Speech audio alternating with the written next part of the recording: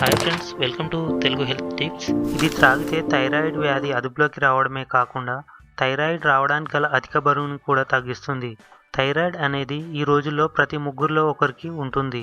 అయితే దీనికి కారణాలు చాలానే ఉన్నా ప్రధాన కారణాలు మాత్రం సరైన జీవనశైలి లేకపోవడం మరియు అధిక బరువు అయితే థైరాయిడ్ వ్యాధి అనేది చాలా ఇబ్బంది పెట్టే సమస్యే.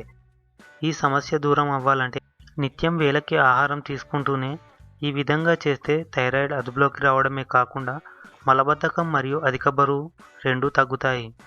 కావలసిన పదార్థాలు: ధనియాలు 2 స్పూన్లు, తేనె అర టీ స్పూన్, నీళ్లు 2 కప్పులు.